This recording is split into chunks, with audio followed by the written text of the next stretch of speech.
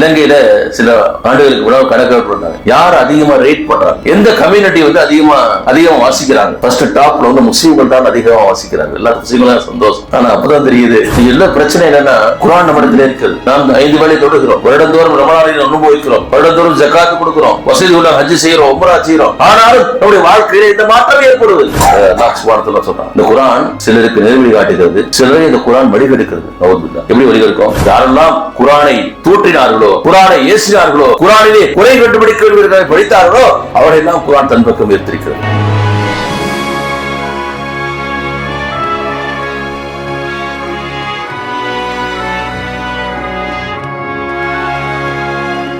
அளவிலா கருணையும் இணையிலா கிருபையும் உடைய அல்லாஹ்வின் திருப்பையை போட துவங்குகின்றேன். எல்லா புகழும் இந்த விண்ணையும் மண்ணையும் நம் அனைவரையும் படைத்து பரிபாலித்து ரட்சித்து வரக்கூடிய அல்லாஹ் சுப்ஹானஹு வ தஆலா அவர்களுக்கு தரும்.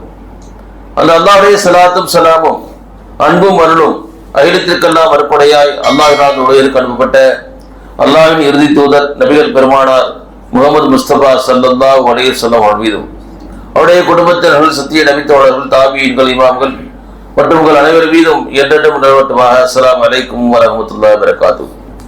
ஊசிக்கு நஃப்ஸி யா பனப தக்வல்லாஹ். முதலாவதாக எனக்கும் உங்களுக்கும் தக்வாவை கொண்டு இறை அச்சத்தை கொண்டு இஸ்லாமிய வாழ்வை கொண்டு உபதேசம் செய்துள்ளது. கணியத்திற்குரிய அல்லாஹ் நல்லடியாருடைய சகோதரர்களே, பெரியவர்களே, அல்லாஹ்வுடைய அளப்பெரும் கருணையினால் அருள்வளமாக்கக்கூடிய ஒரு புனிதமிக்க ரமலான் மாதத்துடைய முதலாவது ஜும்மாவிலே நாம் எல்லாம் இங்கே குழுமி இருக்கிறோம். இந்த வாய்ப்பை அது நமக்கெல்லாம் அளித்த அந்த அல்லாஹ்வுக்கு எல்லா புகழும். இந்த ரமலானை அடையக்கூடிய பாக்கியத்தை நமக்கெல்லாம் தந்திருக்கிறானே, அதற்காக நாம் அல்லாஹ்வுக்கு ஆயிரம் நன்றிகளை செலுத்தினாலும் அதற்கு ஈடாகாது. ஏனென்றால் ரமலான் அப்படிப்பட்ட ஒரு அருள் வழங்கக்கூடிய ஒரு மாதம். ரமலானுடைய சிறப்புகளை பற்றி நாம் எல்லோரும் அறிந்திருக்கிறோம். ஏன் இந்த ஹிஜ்ராவுடைய காலண்டரிலே 9வது மாதமாகிய ரமலானிலே நாம் ஏன் பசித்திருக்க வேண்டும், தாகித்திருக்க வேண்டும், விழித்திருக்க வேண்டும் என்பதை நாம் கொஞ்சம் யோசித்து பார்க்க வேண்டும். இது வருடாந்திர ஒரு சடங்கு அல்ல. ஒரு விதத்திலே பார்த்தோம் என்றால் அல்லாஹ்வுக்கு நன்றி செலுத்தக்கூடிய, அல்லாஹ்வுக்கு சுக்ரு செய்யக்கூடிய ஒரு மாதம் என்று சொன்னால் அது மிகையில்லை. ஏனென்றால் அந்த மாதத்தை தான் அல்லாஹ் சுப்ஹானஹு வ தஆலா இந்த ஒட்டுமொத்த மனித குலத்திற்கும் கியாமத் நாள் வரையிலும், மறுமை நாள் வரையிலும், இந்த உலக முடிவு நாள் வரையிலும் வரக்கூடிய மக்கள் எல்லோருக்கும் நேர்வழி காட்டக்கூடிய வேதத்தை இறக்குவதற்கு தேர்ந்தெடுத்த மாதம் இந்த ரமலான் மாதம். இந்த மாதத்திலே தான் அல்லாஹ் சுப்ஹானஹு வ தஆலா கைரு மின் அல்ஃபி ஷஹர் என்று சொல்லப்படக்கூடிய 1000 மாதங்களை விட மேலான ஒரு இரவிலே, லைலத்துல் கத்ர் இரவிலே அல்லாஹ் சுப்ஹானஹு வ தஆலா தன் இறுதி வேதமாகிய அல் குர்ஆனை முதலாக அண்ணன் பெருமானார் ஸல்லல்லாஹு அலைஹி வஸல்லம் தௌர் குகையிலே இறக்கி வைத்தார். கணியத்துக்குரியவர்களை கொஞ்சம் யோசித்து பார்க்க வேண்டும். உம்மி நபியாகிய எழுத படிக்க தெரியாத அந்த சமுதாயத்திலே நபிகள் பெருமானார் ஸல்லல்லாஹு அலைஹி வஸல்லம் எழுத படிக்க தெரியாது இல்லையா? அந்த மக்கா நகரத்திலே எழுத படிக்க தெரிந்த முறை பிறர்பட்டு எண்ணி வரலாம். ஆனால் ஒரு மிகப்பெரிய ஒரு மகத்துவத்தை, ஒரு மிகப்பெரிய ஒரு புரட்சியை, ஒரு சமூக மாற்றத்தை ஏற்படுத்த வேண்டும் என்றால் அதற்கு தன்னுடைய திருத்தூதரை அந்த சமூகத்திலிருந்து அல்லாஹ் சுப்ஹானஹு வ தஆலா தேர்ந்தெடுக்கிறான். அவருக்கு தன்னுடைய வேதத்துடைய வசனங்களை முதலாவது வசனத்தை இக்ரா ஓதுவீராக, பிஸ்மி ரப்பிக்கல் லதீ ஹலக், உம்மை படைத்த இறைவனை திருப்பெயரை கொண்டு ஓதுவீராக என்று படிப்பதை பற்றி, ஓதுவதை பற்றி அல்லாஹ் தஆலா முதல் வசனத்தை அங்கே இருக்கிறார். அடுத்த ஒரு 23 ஆண்டுகளிலே அந்த அரபுலகத்தின் நிலைமை தலைகீழாக மாறிவிட்டதை பார்க்கிறோம். காட்டு மிராண்டிகளாக, நாடோடிகளாக, இதை எடுத்து எதிர்கட்டால் சண்டை போடக்கூடியவர்களாக, மதுவிலும் மங்கையிலும் ஊடி தெளித்தவர்களாக, தன்னுடைய தோட்டத்திலே அடுத்தவருடைய ஒட்டகம் மேய்ந்து விட்டது என்பதற்காக 40 ஆண்டுகள் தொடர்ந்து போர் செய்து கொலைகளை செய்த அந்த காட்டு மிராண்டிகளாக அந்த சமுதாயத்தை 23 ஆண்டுகளிலே இந்த உலகத்திற்கே வழிகாட்டக்கூடிய கலங்கரை விளக்குகளாக மாற்றியது என்றால் அது சாதாரண மாற்றம். அதுதான் அந்த குர்ஆனை ஏற்படுத்திய புரட்சி. 2வது கலீஃபாவான அமீருல் முஃமினீன் உமர் இப்னு கத்தாப் ரலியல்லாஹு தஆலா சொன்னார்கள், கலீஃபாவாக இருந்த பிறகு போது சொன்னார்கள், நான் சிறுவனாக இருந்த போது என்னுடைய தந்தை என்னை நீ ஆடு மேய்க்கிறது கூட லாயக்கில்லடான்னு திட்டுவார். ஆனால் நான் இன்றைக்கு மிகப்பெரிய ஒரு பறந்து விரிந்த நிலப்பரத்துடைய ஆட்சியாளராக கலீஃபாவாக நான் தேர்ந்தெடுக்கப்படுகிறான். இதுதான் குர்ஆனுடைய புரட்சி என்பதாக உமர் இப்னு கத்தாப் ரலியல்லாஹு தஆலா சொன்னார். அதே குர்ஆன் தான் இன்றைக்கு நம்ம இடத்துல இருக்கிறது. இன்ஷா அல்லாஹ் கியாமத் நாள் வரையும் இருக்கும் இல்லையா? அந்த எழுத படிக்க தெரியாத அந்த இருக்கக்கூடிய ஒரு சீய கூட்டத்தை பார்த்து அன்றைக்கு இருந்த ரோம பாரசீக பேரரசெல்லாம் அஞ்சி நடுங்கின. ஏன் உடனே பெரிய பணபலம் இருந்ததா, படைபலம் இருந்ததா, ஆள்பலம் இருந்தது? எதுவும் இல்லை. ஈமானே பலம் இருந்தது, ஈமானே பலம் இருந்தது. குர்ஆனை படித்து குர்ஆனின் அடிப்படையில் வாழக்கூடிய குர்ஆனிய சமுதாயமாக வாழ்ந்திருந்தார்கள். நம்மளும் குர்ஆனிய சமுதாயமா இருக்கிறோம், குர்ஆனை ஓதுற சமுதாயமா இருக்கிறோம். குர்ஆனை ஓதுற சமுதாயமா இருக்கிறோம். இலங்கையில சில ஆண்டுகளுக்கு கூட கணக்கெடுப்பு பண்ணாங்க, யார் அதிகமா ரேட் பண்றாங்க, எந்த கம்யூனிட்டி வந்து அதிகமா வாசிக்கிறாங்க. ஃபர்ஸ்ட் டாப்ல வந்து முஸ்லீம்கள் தான் அதிகமா வாசிக்கிறாங்க. எல்லா முஸ்லீம்களும் சந்தோஷம். ஆனா அப்பதான் தெரியுது முஸ்லீம்கள் தான் பொருள் புரியாம வச்சிட்டு இருக்காங்க. பொருள் புரியாம வாசிக்கக்கூடிய ஒரே சமுதாயம் முஸ்லீம் சமுதாயம். ஏன்னா குர்ஆனை ஓதாம எந்த முஸ்லீமும் இருக்க முடியாது இல்லையா? குறைஞ்சபட்சம் டெய்லி குர்ஆன்ல சில வசனங்களையா ஓதித்தான் ஆக வேண்டும், தொழுகையிலேயே ஓதித்தான் ஆகணும். ஒரு விதத்திலே அது நமக்கு மகிழ்ச்சி அளிக்கக்கூடியதாக இருந்தாலும் கூட இன்னொரு விதத்திலே பொருள் புரியாமல் விளங்காமல் ஓதக்கூடிய ஒரு சமுதாயம் இருக்குன்னா அது எந்த சமுதாயம்? முஸ்லீம் சமுதாயம் தான். ஆக விளங்காம குர்ஆனை ஓதக்கூடாது நான் சொல்ல வரவில்லை. விளங்காம ஓதனா கூட நன்மை இருக்குது. ரசூலுல்லாஹி ஸல்லல்லாஹு அலைஹி வஸல்லம் குர்ஆனுடைய ஒரு எழுத்தை நீங்க ஓதினா ஒரு எழுத்துக்கு 10 நன்மை கிடைக்கும். அலிஃப் லாம் மீம் என்று நீங்க ஓதினீங்கன்னா அலிஃபுன் ஹர்ஃபுன் லாமுன் ஹர்ஃபுன் மீமுன் ஹர்ஃபுன். அலிஃப் ஒரு எழுத்து, லாம் ஒரு எழுத்து, மீம் ஒரு எழுத்து, 10 30 நன்மை கிடைச்சிடும். அதற்காக குர்ஆன் இறக்கப்படவில்லை. நான் ஏற்கனவே ஓதி காட்டிய சூரத்துல் பக்ராவுடைய வசனத்தில் அல்லாஹ் தஆலா சொல்கிறான், ஷஹ்ரு ரமதான் அல்லதி உன்ஸில ஃபீஹில் குர்ஆன். இந்த ரமலான் மாதத்தை என்றால் இந்த மாதத்திலே தான் நாம் குர்ஆனை இறக்கிறோம். ஹுதல் லின்னாஸ், இது மனிதர்கள் எல்லோருக்கும் நேர்வழி காட்டக்கூடிய வேதம். வபையினாத்தி மினல் ஹுதா வல் ஃபுர்கான், நன்மையையும் தீமையையும் சத்தியத்தையும் அசத்தியத்தையும் பிரித்து வைக்கக்கூடிய உரைகள். ஃபமன் ஷஹித மின்கும் ஷஹர ஃபல்யஸ்ம், எனவே எவர் அந்த மாதத்தை அடைகிறாரோ அவர் அந்த மாதத்திலே நோன்பு நோட்டுக் கொள்ளட்டும். குர்ஆன் இறக்கப்பட்டதற்காக அந்த மாசத்துல நீ என்ன செய்ய? நோன்பு வையுங்கள், பகலிலே பசித்திருங்கள், தாகித்திருங்கள், இச்சைகளை அடக்கிக் கொண்டு இருங்கள், இறைவனை வெடித்திருந்து வணங்குங்கள். எதுக்காக? இந்த குர்ஆன் இறக்கப்பட்டதற்காக, இந்த அல்லாஹ்வுடைய வேதம், அல்லாஹ்வுடைய ஹிதாயத் கிடைத்ததற்காக, அல்லாஹ்வுடைய வழிகாட்டுதல் கிடைத்ததற்காக அல்லாஹ் சுப்ஹானஹு வ தஆலா திருமறையிலே சொல்கிறார். கண்ணியத்துக்குரிய அல்லாஹ் தஆலா இன்னொரு தெரிஞ்சு அலிஃப் லாம் ரா கிதாபுன் அன்ஸல்னாஹு இலைக லிதுக்ரிஜன் நாஸ் மினல் ظுலுமாத்தி இலன் நூர் பிஇذن ரப்பிஹிம் இலா சிராத்தில் அஸீஸில் ஹமீத். இது ஒரு வேதமாகும். இதனை உம்மீது நாம் இறக்கியுள்ளோம், மக்களை அவருடைய இறைவனுடைய உதவி கொண்டு இருளிலிருந்து வெளியேற்றி ஒளியின் பக்கம் நீர் கொண்டு வர வேண்டும். இதற்காக யாவற்றையும் முறையத்தோனும் தனக்குத்தானே புகழக்கூடியமாகிய அல்லாஹ்வுடைய நேரிய பாதை இருப்பதாக அல்லாஹ் சுப்ஹானஹு வ தஆலா இந்த குர்ஆன் இறக்கப்பட்ட நோக்கத்தை சொல்லியிருக்காங்க. எல்லா பிரச்சனை என்னன்னா குர்ஆன் நம்மிடத்தில் இருக்கிறது. நாம் 5 வேளை தொழுகிறோம், வருடந்தோறும் ரமலானை அனுபவிக்கிறோம், வருடந்தோறும் ஜகாத்து கொடுக்கிறோம், வசதி உள்ள ஹஜ் செய்யறோம், உம்ரா செய்யறோம். ஆனாலும் நம்முடைய வாழ்க்கையில இந்த மாற்றம் ஏற்படுவதில்லை. நம்மளை பார்த்து யாரும் பயப்படுறதில்லை, நம்ம தான் அடுத்தவரை பார்த்து பயப்படுறோம். ஏன்? நாம் எந்த நோக்கத்திற்காகவே எல்லாம் நமக்கு அருளப்பட்டிருக்கிறதோ, எந்த நோக்கத்திற்காக அல்லாஹ் சுப்ஹானஹு வ தஆலா கடமையாக்கிறானோ அதனுடைய மக்சது நமக்கு புரியறதில்லை, நோக்கம் புரியறதில்லை. நோக்கம் நிறைவேறணுங்க. நான் ஒரு நிறுவனத்தில் வேலை செய்யறோம், அது சொந்தமா ஒரு தொழில் நடத்துறோம்னா நமக்கு என்ன கிடைக்கும்? வருமானம் கிடைக்கணும். வேலை செஞ்சா சம்பளம் கிடைக்கணும். வேலை செய்யறோம், ஆனா முதலாளி பார்த்து நீ நல்லா வேலை செய்யறப்பா அப்படின்னு சொல்லிட்டு உங்களை புகழ்ந்துகிட்டே இருக்கிறாரு. ஆனா சம்பளம் தர மாட்டேங்க. என்ன செய்வோம்? நல்லா நம்ம புகழ்றாரு, நம்ம நல்லா வச்சுக்கிறாரு, நம்மளுக்கு கண்ணியம் கொடுக்குறாரு, அங்கேயே இருப்போம். உள்ளிட்டு வேற கடைக்கு போ, எங்க ஒழுங்கா சம்பளம் போவோம். பசிக்கிறது, சாப்பிடுகிறோம், ஆனால் பசி அடங்கவில்லை. என்ன செய்வோம்? தாகம் எடுக்கிறது, தண்ணீர் குடிக்கிறோம், தாகம் அடங்கவில்லை. என்ன செய்வோம்? உடல்ல ஏதோ நோய் இருக்குங்க, என்ன சாப்பிட்டாலும் பசி அடங்க மாட்டேங்குது, என்ன குடிச்சாலும் தாகம் அடங்க மாட்டேங்குது. அது எவ்வாறு செய்வோம்? என்னைக்காவது யோசிச்சிருக்கிறோமா? நாங்கள் இத்தனை ஆண்டுகளாக குர்ஆனை ஓதிக்கொண்டிருக்கிறோமே, நாங்கள் இத்தனை வருடங்களாக எனக்கு நினைந்திருந்த நாளிலிருந்து 5 வேளை தொழுது கொண்டிருக்கிறோமே, ஜும்மா தொழுகிறோமே, வருஷம் ரமலான் மாசத்துல இவ்வளவு கஷ்டப்பட்டு நோன்பு வைக்கிறோமே, நம்மள என்ன மாற்றம் வந்திருக்குது? அப்படி என்றால் எல்லாம் வெள்ளலுக்கு அரைத்த நீலா ஏன் பிரயோஜனம் எல்லாம் போகுது? நான் பள்ளிக்கூடத்துக்கு பிள்ளைங்க அனுப்பணுமா, நல்லா படிக்கணும் எதிர்பார்க்கிறோம், நல்ல ஒழுக்கத்தை கற்றுக்கொள்ளணும் எதிர்பார்க்கிறோம். ஆனா படிக்கிற போய் அங்க போய் ஏன்னா ஏபிசி கூட தெரியல, 5ஆம் கிளாஸ் போன பிறகும் ஆனா கூட தெரியல. என்ன செய்வோம்? கோளாறு எங்கன்னு பார்ப்போம் இல்லையா? உலகத்துல எதை செய்தாலும் அதுக்கான ரிசல்ட் எதிர்பார்க்கிறோம். ஆனால் நாம் செய்யக்கூடிய இந்த வழிபாடுகள், நாம் செல்லக்கூடிய இந்த வணக்க வழிபாடுகள், நாம் ஓதக்கூடிய இந்த குர்ஆன் ஏன் நம்மிடத்துல எந்த மாற்றத்தையும் ஏற்படுத்தவில்லை? அந்த குர்ஆன் அந்த சஹாபாக்களுக்கு ஏற்படுத்திய மாற்றத்தை போல நம்மிடத்திலேயே ஏற்படுத்தவில்லை. காரணம், அது எந்த நோக்கத்திற்காக இறக்கி எண்ணப்பட்டதோ, எந்த நோக்கத்திற்காக அல்லாஹ் சுப்ஹானஹு வ தஆலா ஒரு விஷயத்தை நமக்கு கடமையாக்கி இருக்கிறாரோ அந்த நோக்கத்தை நாம் புரிந்து கொள்ளவில்லை என்றால் குர்ஆன் மீது நமக்கு 5 கடமைகள் இருக்கிறது. குர்ஆனை நம்பியது மட்டும் போதாது, குர்ஆன் இறை வேதம் என்று ஏற்றுக்கொண்டால் மட்டும் போதாது, குர்ஆன் மீது ஈமான் கொள்ள வேண்டும். அதுதான் இறுதி வேதம். எப்படிப்பட்ட ஈமான்னா சந்தேகத்திற்கிடமில்லாத ஈமான். ذَلِكَ الْكِتَابُ لَا رَيْبَ فِيهِ هُدًى لِلْمُتَّقِينَ. இது வேதம் என்பதில் எந்த விதமான சந்தேகம் இல்லை. சரி சொல்லுவாங்க, வேதம்லாம் சரிதாங்க, குரான் படி வாழலாங்க, அதெல்லாம் அன்னைக்கு சஹாபாக்கள், அவங்க சஹாபாக்கள் வாழ்ந்திருக்கலாம், நம்ம வாழ முடியுமா? அப்புறம் என்ன அர்த்தம்? நாம் குரானை நாங்கள் ஏற்றுக்கொள்வதற்கு தயாராகிறோம், குரான் ஒரு செயல்படக்கூடிய வேதம் என்பதை ஏற்றுக்கொள்வதற்கு நாம் மறுக்கிறோம் என்றார். குரானை செயல்படுத்துவதற்கு நாம் மறுத்துக் கொண்டிருக்கிறோம்னா ஈமான் முழுமையாக என்பதாக பொருள். 14 நூற்றாண்டுகளுக்கு முன்னால் வாழ்ந்த அந்த காட்டு பிராணிகள் அந்த மக்களை எப்படி மனித குடிகளாக மாற்றியதோ அதே போலத்தான் இன்றைக்கும் நாம் குரானை ஓதி அதனை பின்பற்றினால் நமக்கும் அப்படிப்பட்ட உயர்ந்த அந்த சில சஹாபாக்கள் அளவுக்கு உயர முடியாது கூட நம்மளும் மனித புயலாக மாறுவோம், மாற்றுவதற்கு தயாராக இருக்கிறோம். அப்படிப்பட்ட உறுதியான நம்பிக்கை இருக்கணும். இரண்டாவதாக குரானை ஓத வேண்டும்.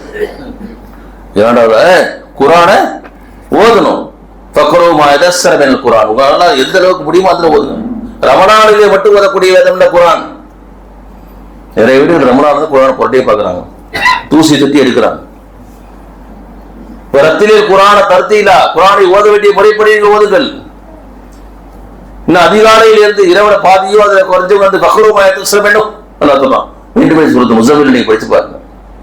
மீண்டும் மீண்டும் ஓதப்பட குரான் வார்த்தைக்கு கரா என்றால் டு ரீட், டு ப்ரொக்ளைம், மீண்டும் மீண்டும் வாசிக்கக்கூடிய ஒரு புத்தகம், மீண்டும் மீண்டும் வாசிக்கக்கூடிய ஒரு நூல், மீண்டும் மீண்டும் படிக்க வேண்டிய ஒரு நூல். ஆக ரமணானிலே மட்டும் ஓதப்படக்கூடிய நூல்.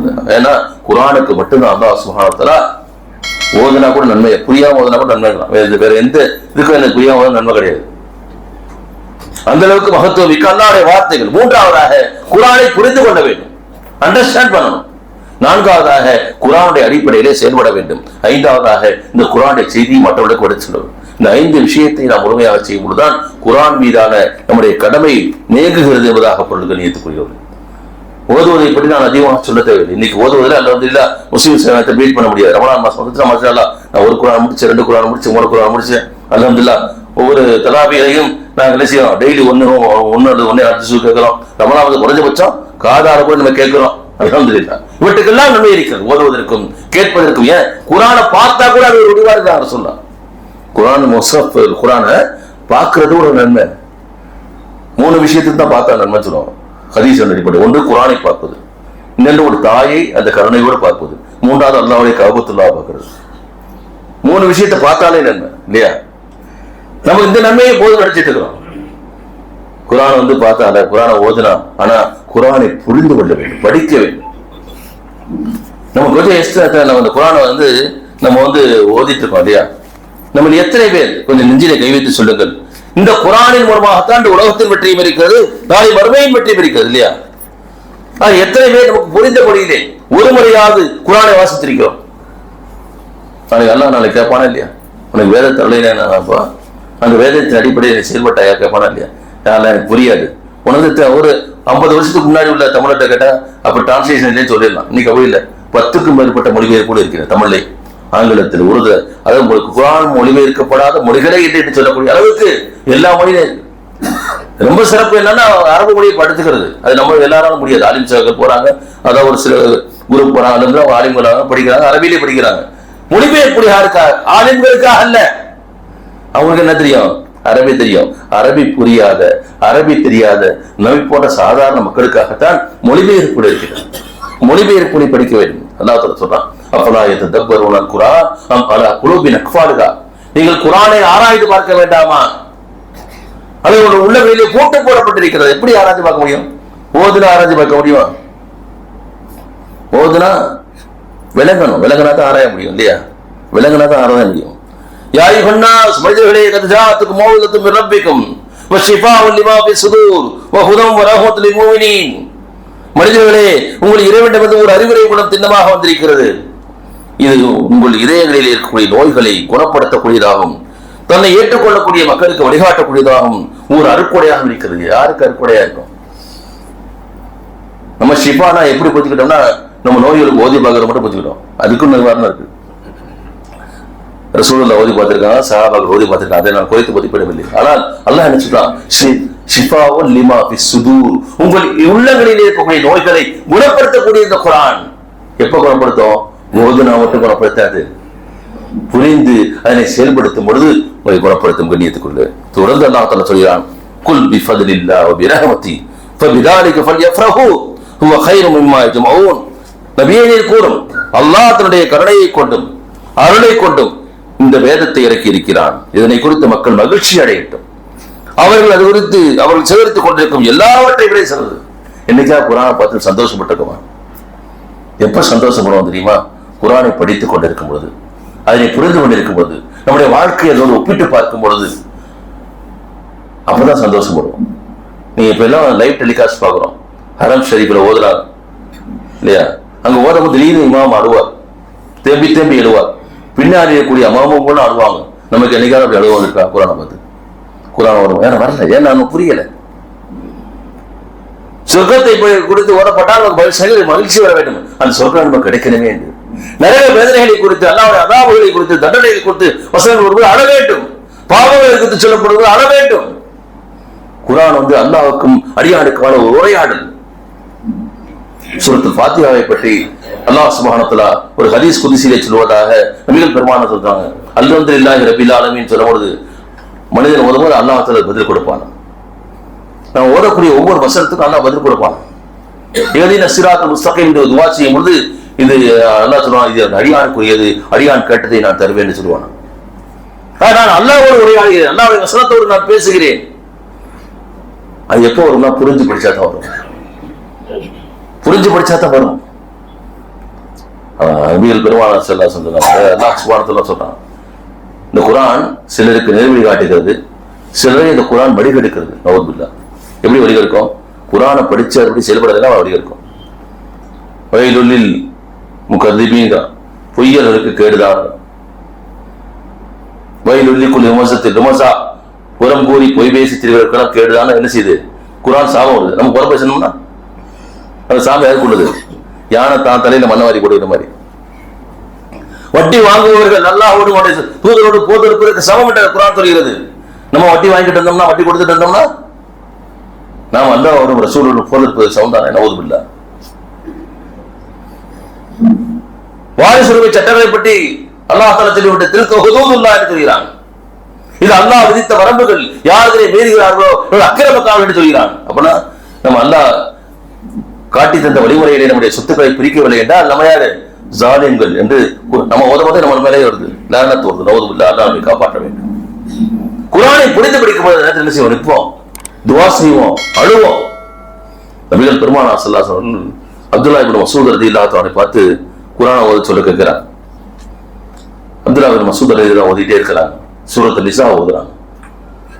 ஓதும் பொழுது ஒரு வசனத்தை கேட்டவுடன் நிறுத்தங்கள் சொல்லி ரசூலுல்லாஹ் தேம்பி தேம்பி அழுகிறாங்க. தாடி நனையக்கூடிய அளவுக்கு அழுகிறாங்க. ரசூலுல்லாஹ் பாக்க என்ன யாரு ஏன்னா அந்த வசனத்தை என்ன வருது தெரியுமா? நபியே, நாளை நாம் மறுமையிலே எழுப்பி இந்த மக்களுக்கு சாட்சியாளராக கொண்டு வருவோம். அல்லாஹ்வுடைய தூதர் அல்லவா, இந்த அல்லாஹ்வுடைய செய்தியை இந்த மக்களுக்கு மத்தியிலே நீ சரியாக சேர்ப்பித்து விட்டீரா என்பதாக நாளைக்கு மறுமையில் அல்லாஹ் அவனை விசாரிப்பான். அந்த வசனத்தை கேட்ட உடனே நபிகள் பெருமானார் ஸல்லல்லாஹு அலைஹி வஸல்லம் தேம்பி அழுதார். ஹதீஸிலே பதிவு செய்யப்பட்டிருக்கிறது. நாம் என்றைக்காவது குரானை ஓதி தேம்பி அழுதிருக்கிறோம்? குறைஞ்சபட்சம் அல்லாஹ் சொல்றான், அவருக்கு அல்லாஹ்வுடைய வசனங்கள் ஓதி காண்பிக்கப்பட்டால் அவருடைய மயிர்கால்கள் கூச்சரிக்கும், குத்திட்டு நிற்கும், புல்லரிச்சு போயிடும். அல்லாஹ் சொல்றான், சூரத்துல் அன்ஃபால்ல சொல்றான். நமக்கு என்னைக்கா குரான் ஓதும்போது அப்படி வந்திருக்கா? ஏன்னா புரியல. நாம் ஈடுபாட்டோடு ஓதுகிற மாதிரி எப்பொழுது புரிகிறதோ அப்பொழுது வாழ்க்கையிலே உள்ளத்திலே மாற்றத்தை ஏற்படுத்தும் கடியத்துக்குரிய தோல். நிறைய பேருக்கு ஒரு தவறான கற்பிறு, குரான் புரியாதுங்க, அதெல்லாம் ஆலிம்சாக்களுக்கு மட்டும் தான் புரியும். நான் ஏற்கனவே சொன்னதை போல அவர்களுக்கு அரபி மொழி நேரடியாக புரிந்து கொள்வார்கள். நாம் புரிந்து கொள்வதற்காகத்தான் தர்ஜுமாக்கள் இருக்கின்றன. ஆனால் கண்ணியத்துக்குரிய சோழ நாம் குரான் மீது நம்பிக்கை வைத்திருக்கிறோம். குரான் இறுதி வேதம் என்பதாக நம்பிக்கை வைத்திருக்கிறோம். இதற்கு பிறகு இன்னொரு வகை இறக்கப்படாத என்பதில் நம்பிக்கை வைத்திருக்கிறோம். அந்த குரானை ஏற்றுக்கொள்வதிலே தான் இந்த உலகத்தின் வெற்றியும் இருக்கிறது, மறுமையின் வெற்றியும் இருக்கிறது என்பதிலே அசைக்க முடியாத நம்பிக்கை வைத்திருக்கிறோம். ஆனால் துரதிருஷ்டவசமாக குரானை புரிந்துவதற்கு எந்த விதமான முயற்சி எடுப்பதில்லை. ஆனால் யாரெல்லாம் குரானை தூற்றினார்களோ, குரானை ஏசினார்களோ, குரானிலே குறை கண்டுபிடிக்க படித்தார்களோ அவரெல்லாம் குரான் தன் பக்கம் எடுத்திருக்கிறது. டாக்டர் மாரிஸ் புகாரி உங்களுக்கு தெரியும், தி பைபிள் குரான் அண்ட் சயின்ஸ் ஒரு நல்ல புத்தகத்தை எழுதியிருக்கிறார். பிரெஞ்சு நாட்டை சேர்ந்த ஒரு விஞ்ஞானி. அவர் நோக்கமே குரான்ல குறை கண்டுபிடிக்கணும். அதற்காக அரபு மொழியை கற்றார், ஆராய்ச்சி செய்தார். பின்னர் அவர் இஸ்லாத்தை ஏற்றுக்கொண்டு விட்டார்.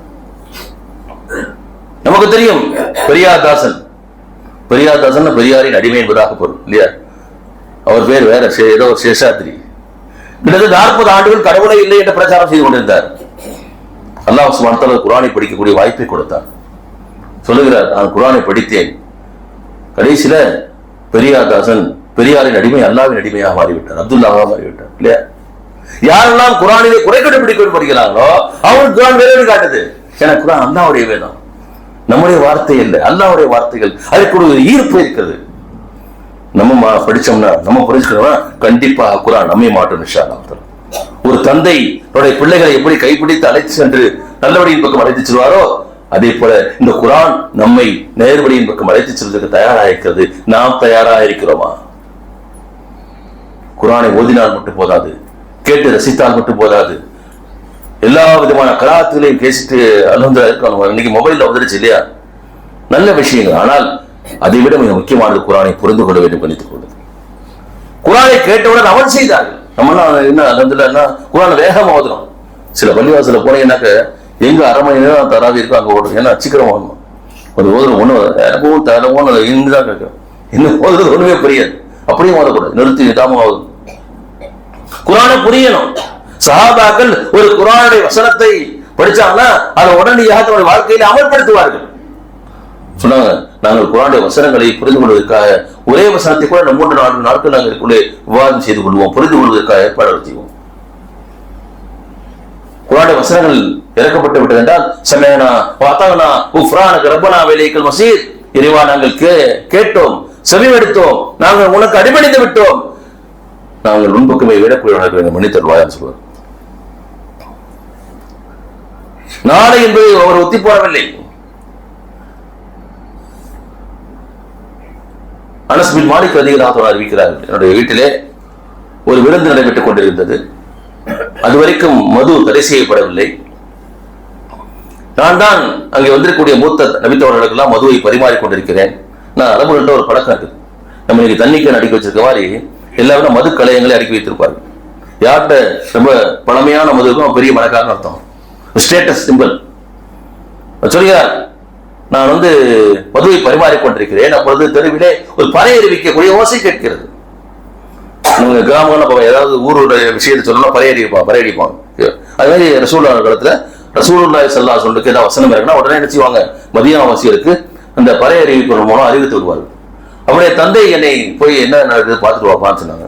அப்பொழுது இந்த வசனம் இறங்குகிறது, யா அய்யுஹல்லதீன ஆமனூ இன்னமல் ஹம்ரு வல் மைசிரு வல் அன்சாபு ரிஜ்ஸும் மினஷ் ஷைத்தான் ஃபஜ்தனிபூஹு லஅல்லக்கும் துஃப்லிஹூன். அந்த வசனத்தை கேட்டுட்டு வந்தேன். என்னப்பா சொன்னாங்க, நான் இந்த வசனத்தை ஓதி காண்பித்தேன். மீனிங் என்னன்னா, இறை நம்பிக்கை கொண்டவர்களே, மது, சூதாட்டம், பலிபீடங்கள், குறிபார்க்கும் அம்புகள் ஆகியவை அருவருக்கத்தக்க ஷைத்தானிய செயல்களாகும். அவற்றை தவிர்த்துக் கொள்ளுங்கள், அதன் மூலம் நீங்கள் வெற்றி பெறலாம். இந்த வசனத்தை கேட்ட மாத்திரத்திலே அங்கே மது அருந்தி கொண்டிருந்த எல்லா சஹாபாக்களும் உடனடியாக தங்களுடைய கோப்பைகளை கீழே போட்டு உடைத்தார்கள். வாய்க்குள்ளே வைத்தவர்கள் கீழே துப்பினார்கள். இன்னும் சில சஹாபாக்கள் தங்கள் விரல்களுக்குள்ளே தங்கள் வாய்க்குள்ளே விரலை விட்டு வாந்தி எடுத்தார்கள். நான் அன்றைய தினம் மதீனாவின் தெருக்களிலே மது ஆறு ஓடியதை பார்த்தேன். கொஞ்சம் யோசிச்சு பாருங்க, நம்ம எவ்வளவு விஷயங்களை கேட்கிறோம். இது ஹலால், இது ஹராம், பொய் சொல்றது ஹராம் யாருக்கு தெரியாதா? வட்டி வாங்குற ஹராம் யாருக்கு தெரியாதா? ஜகாத் கொடுப்பது கடமை என்பது யாருக்கும் தெரியும், எல்லாருக்கும் தெரியும். ஆனா நம்ம இந்த காலத்துல வாங்கி அந்த காலத்துல விட்டு போயிடும். ஒவ்வொரு வாரம் ஜும்மாவிலே குறைந்தபட்சம் நமக்கு இறை கட்டளைகள் ஞாபகப்படுத்தப்பட்டுக் கொண்டிருக்கின்றன. நீங்க எத்தனையோ பயான்கள், எத்தனையோ உரைகள், எத்தனையோ திருக்குர்ஆன் விரிவுரைகள் நமக்கு யூடியூப் மூலமா, பேஸ்புக் மூலமா, நம்ம வீடியோக்கள் மூலமா வந்து கொண்டே இருக்கிறது. ஆனால் உள்ளத்தில் எந்த மாற்றமும் ஏற்படுவதில்லை. நவுதுபில்லாஹ், நம்மை காப்பாற்ற வேண்டும். உள்ளம் இருக்கிறதா இல்ல கல் இருக்கிறதா? அல்லாஹ் சொல்றான், இதே எங்களுக்கு இறுதி போயிருக்கிற. ஏன் அதை விட கடுமையா இருக்கு. ஏன்னா சில நேரங்கள்ல பாறைகள் இது கூட நீர்வூட்டுகள் கிளம்பி வருகின்றன. சில உள்ளங்கள் அவ்வளவு இறுக்கமாக இருக்கின்றன. அல்லாஹ்வுடைய செய்திகள் உள்ளத்துல போய் தைக்கிறது இல்லை. நாம் எப்படி இருக்கிறோம் கொஞ்சம் யோசித்து பாருங்கள் கண்ணியத்துக்குரிய சொல்ற.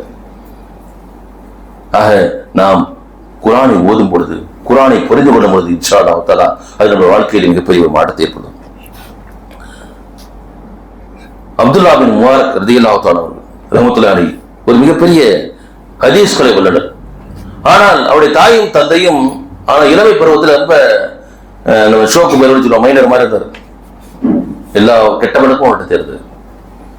எல்லா கெட்ட பழக்கமும் இருந்தது, குடியும் இருந்தது. அவன் தாயும் தந்தையும் மிகப்பெரிய ஆபிதர்கள், நல்ல வழக்கசாலிகள். அவங்க வந்து என்ன செய்யறாங்க, அவருக்காக துவா செய்யறாங்க, இதெல்லாம் எப்படியாவது மகனை வந்து நல்லபடி இருக்காம சார். இன்னைக்கும் பல இளைஞர்கள் அப்படிதான் இருக்கிறாங்க. இன்றைக்கு இஸ்லாத்தை மறந்து குடியிலும் போதையிலும் சிக்கிக்கொள்ளக்கூடிய எத்தனை இஸ்லாமிய இளைஞர்களை பார்க்கக்கூடிய ஒரு துரதிருஷ்டவசமான காலகட்டத்திலே வாழ்ந்து கொண்டிருக்கிறார். அப்துல்லா இப்னு முபாரக் அவர்களுக்கு அவருடைய தாயும் தந்தையும் அழுதழுது துவா செய்கிறார்கள். அப்துல்லா இப்னு முபாரக் சொல்றாங்க, அந்த தாயுடைய துவாவுடைய வலிமையை நீங்கள் பாருங்கள். நான் ஒரு நாள் குடி போதையிலே தூங்கிக் கொண்டிருந்தேன். அப்பொழுது ஒரு கனவு கண்டேன். ஒரு அழகிய தோட்டம், அந்த மர கிளைகளிலே அழகான குருவி போன்ற சின்ன சின்ன பறவைகள் ஏதோ ஒன்றை ராகமாக பாடிக்கொண்டிருந்தன. அது அரபியிலே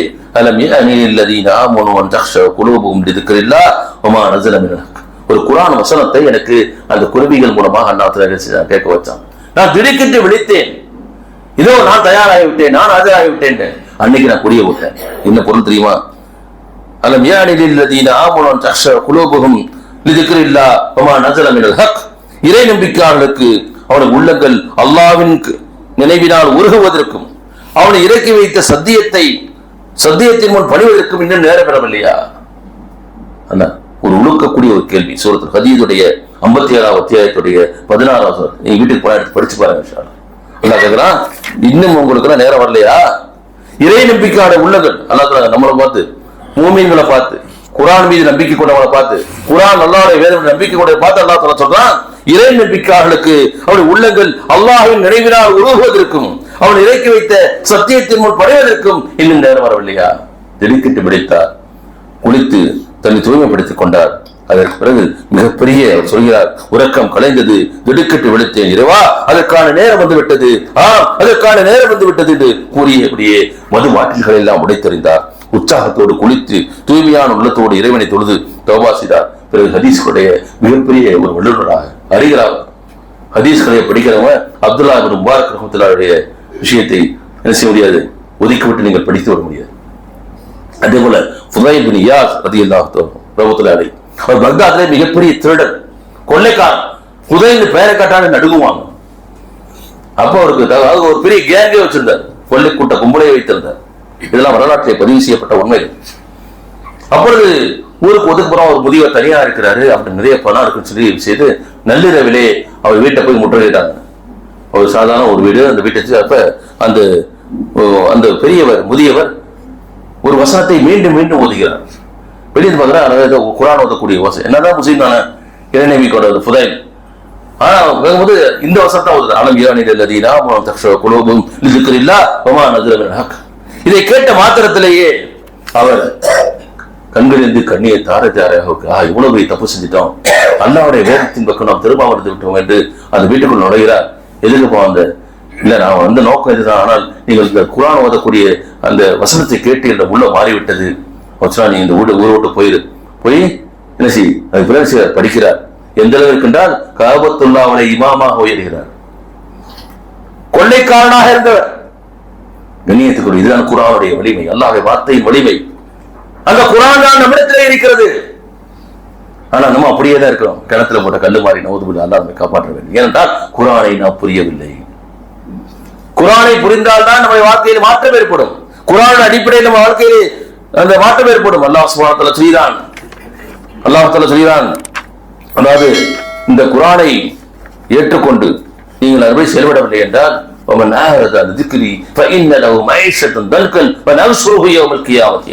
எவன் இந்த உரையை, இந்த குர்ஆனுடைய செய்திகளை புறக்கணிக்கிறானோ அவனுக்கு இந்த உலகத்திலே கடினமான வாழ்க்கை இருக்கிறது.